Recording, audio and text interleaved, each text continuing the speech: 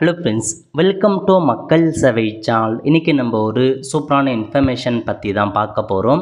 அதாவது தமிழகத்தில் ID 2025 admission open பண்ணியிருக்காங்க. ஸோ இந்த அட்மிஷனுக்கு யார் யாரெல்லாம் அப்ளை பண்ணலாம், எப்படி ஆன்லைன் மூலமாக அப்ளை பண்ணுறது, இதை பற்றின மொத்த இன்ஃபர்மேஷன் தான் இந்த வீடியோ வந்து பார்க்க போகிறோம். இந்த வீடியோ ஸ்கிப் பண்ணாமல் ஃபுல்லாக பாருங்கள். அது மட்டும் அல்ல, இந்த வீடியோ நிறைய பேருக்கு ஷேர் பண்ணுங்கள். ஃபஸ்ட்டு இந்த வெப்சைட் பண்ணிக்கோங்க.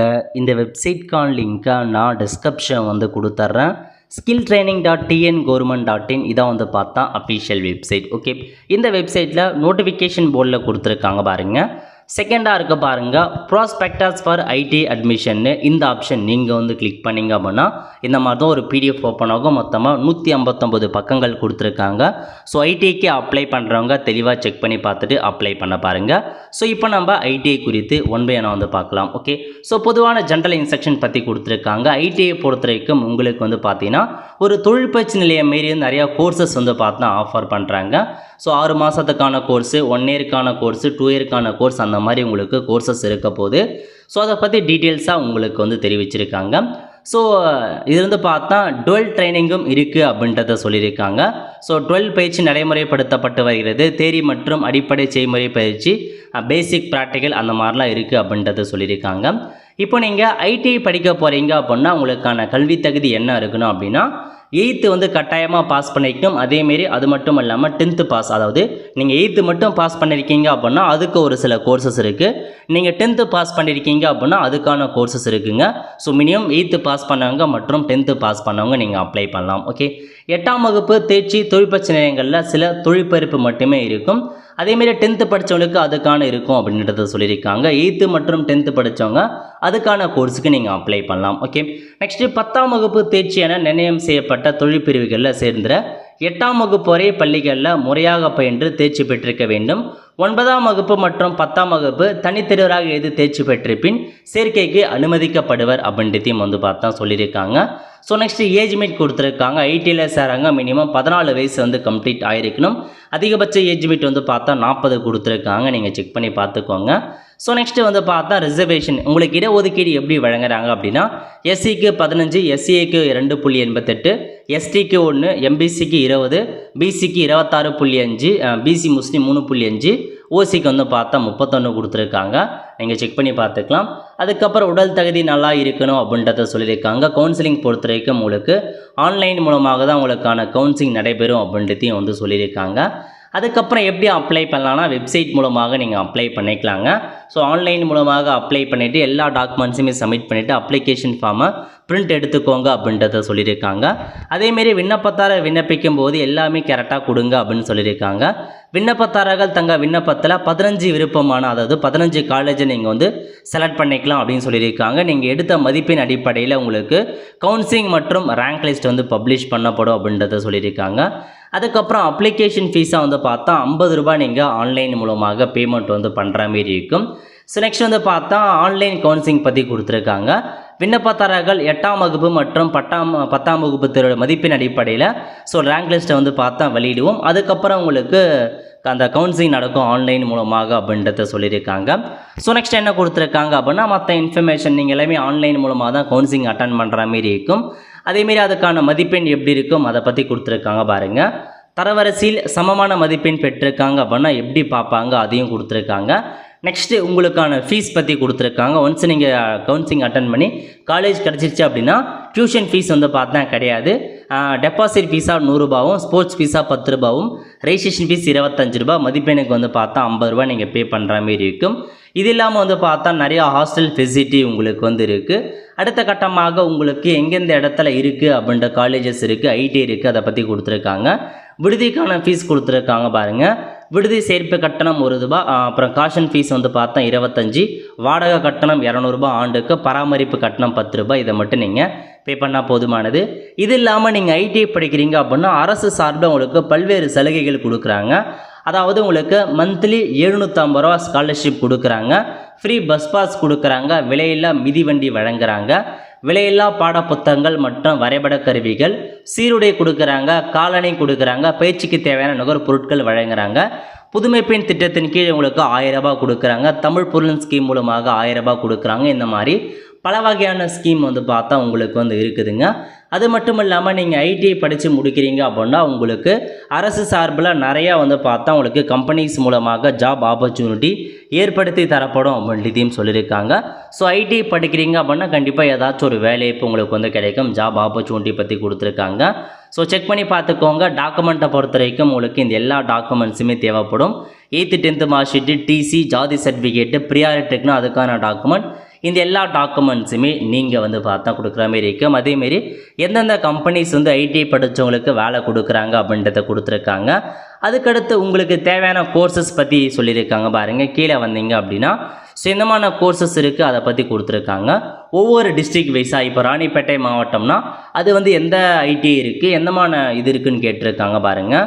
ஸோ எலக்ட்ரீஷியன், ஃபிட்டர், மெக்கானிக்ஸ் அந்த மாதிரி பல வகையான கோர்சஸ் உங்களுக்கு ஆஃபர் பண்ணுறாங்க. இந்த மாதிரி ஒவ்வொரு மாவட்டத்துலையுமே எந்தமான ப்ரைவேட் இருக்குது, எந்தமான கவர்மெண்ட் ஐடி இருக்குது, அந்த மாதிரி எல்லாமே கொடுத்துருக்காங்க. நீங்கள் செக் பண்ணி பார்த்துட்டு அப்ளை பண்ணுறவங்க அப்ளை பண்ணுங்கள். ஓகே, ஸோ இப்போ நம்ம எப்படி அப்ளை பண்ணலான்னு இதில் முதலே கொடுத்துருக்காங்க பாருங்கள். ஐடி அட்மிஷன்னு இந்த ஆப்ஷன் நீங்கள் வந்து கிளிக் பண்ணிங்க அப்படின்னா இந்த மாதிரி தான் ஒரு பேஜ் ஓப்பன் ஆகும். இல்லை உங்களுக்கான டேர்ம்ஸ் அண்ட் கண்டிஷன்ஸ் கொடுத்துருக்காங்க. தெளிவாக செக் பண்ணி பார்த்துக்கோங்க. முக்கியமான இன்ஃபர்மேஷன் 2011 நீங்கள் 10th கொரோனா பாஸ் பண்ணியிருக்கீங்க அப்படின்னா 9th மார்க்கை நீங்கள் அப்லோட் பண்ணணும் அப்படின்றதையும் சொல்லியிருக்காங்க. அதை நல்லா நோட் பண்ணிக்கோங்க. ஓகே, ஸோ இப்போ நீங்கள் அப்ளை பண்ணுறதுக்கு என்ன பண்ணலாம் அப்படின்னா முதல்ல நியூ ரெஜிஸ்ட்ரேஷன் இருக்குது பாருங்கள். இந்த ஆப்ஷன் நீங்கள் வந்து கிளிக் பண்ணால் போதும். இதில் போயிட்டு முதல்ல அக்கௌண்ட் க்ரியேட் பண்ணுற மாதிரி இருக்கும். ஃபஸ்ட்டு மெயில் ஐடி கேட்டிருக்காங்க பாருங்கள். இதில் போயிட்டு உங்கள் இமெயில் ஐடியை கொடுத்துக்கோங்க.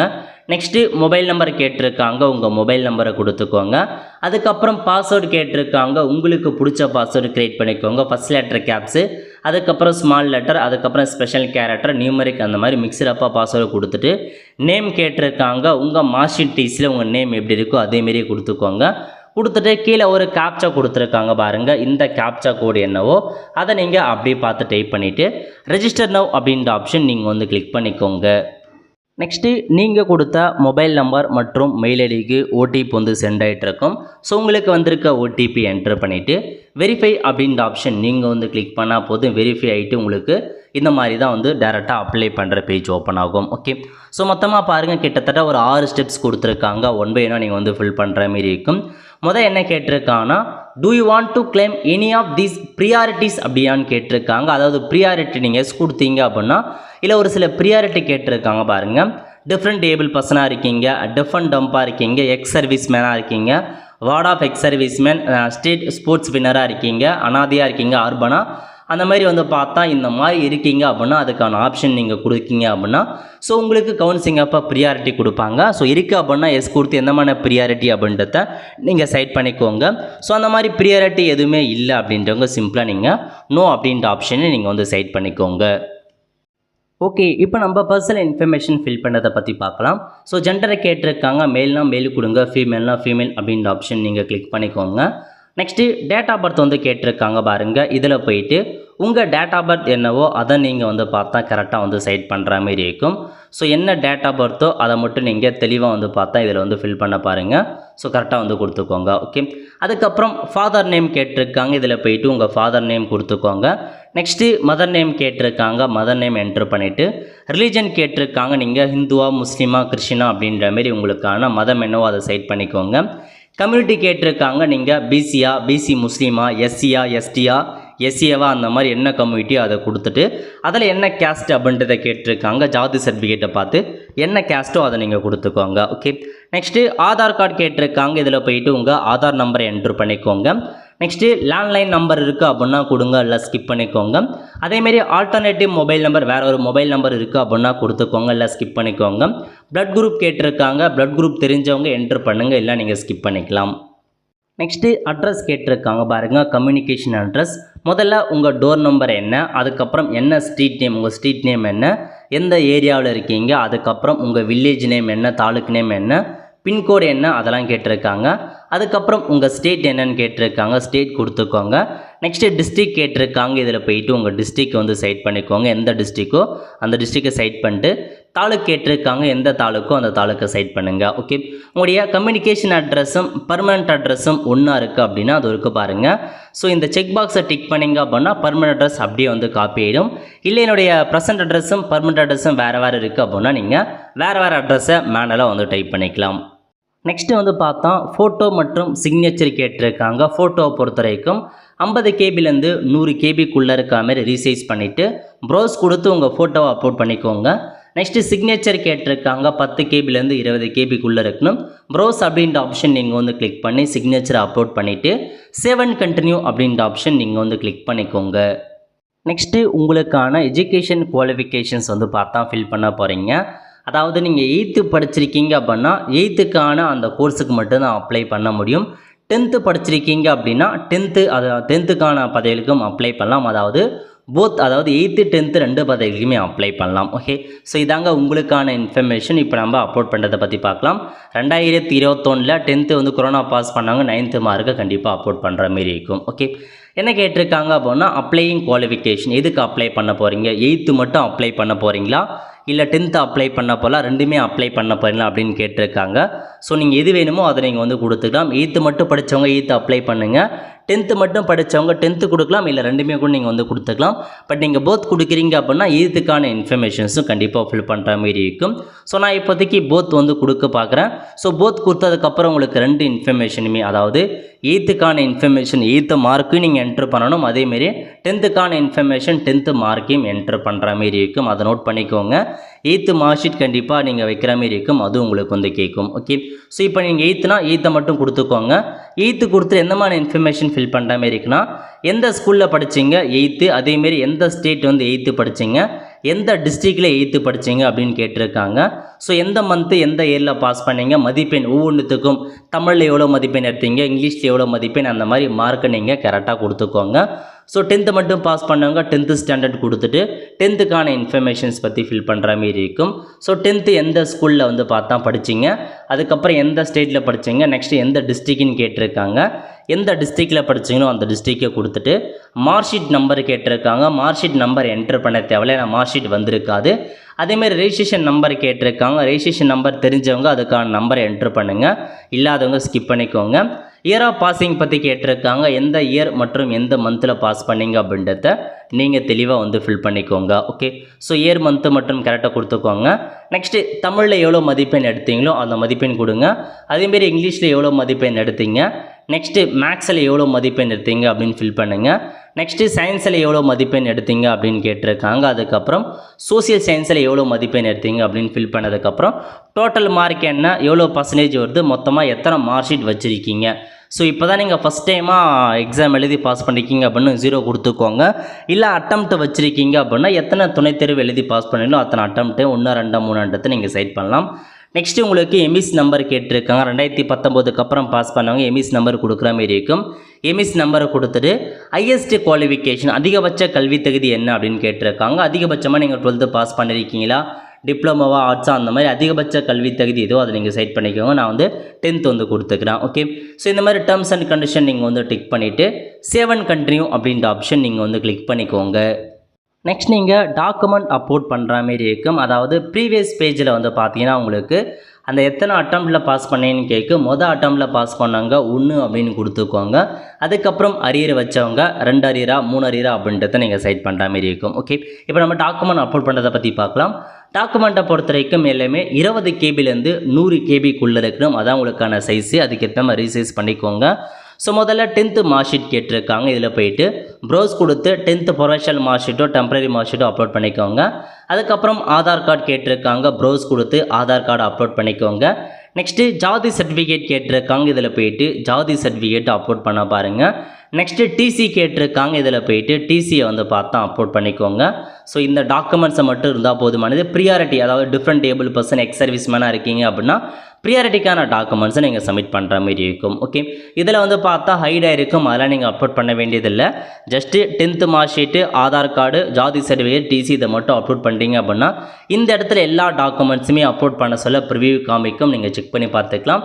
செக் பண்ணி பார்த்துட்டு கூடுதல் மார்க் ஷீட் ஏதாச்சும் இருக்குது அப்படின்னா நீங்கள் எஸ் கொடுத்து கூடுதலாக வந்து பார்த்தா அந்த டிசிக்கான பேக் பேஜை நீங்கள் அப்லோட் பண்ணிக்கலாம். ஏன்னா டிசி ஒரு பக்கம் மட்டும் தான் அப்லோட் பண்ணுற மாதிரி இருக்கும், பேக் பேஜ் இதில் அப்லோட் பண்ணிக்கோங்க. ஸோ அந்த மாதிரி இல்லை அப்படின்றவங்க நீங்கள் நோ கொடுத்துட்டு சேவ் அண்ட் கண்டினியூ கொடுத்ததுக்கப்புறம் அடுத்த பேஜ் வந்து ஓப்பன் ஆகும். நெக்ஸ்ட்டு உங்களுக்கான கோர்ஸை நீங்கள் செட் பண்ணுற மாதிரி இருக்கும். இதில் கொடுத்துருக்காங்க பாருங்கள், apply for 10th qualification course சாய்ஸ்னு இந்த ஆப்ஷன் நீங்கள் வந்து கிளிக் பண்ணிங்க அப்படின்னா இதில் வந்து பார்த்தா உங்களுக்கு நிறைய ஆப்ஷன்ஸ் கொடுத்துருக்காங்க. நீங்கள் எக்கச்சக்கமாக மொத்தமாக 15 வகையான டிஸ்ட்ரிக்ட் மற்றும் கோர்ஸை நீங்கள் வந்து பார்த்தா செலக்ட் பண்ணிக்கோங்க.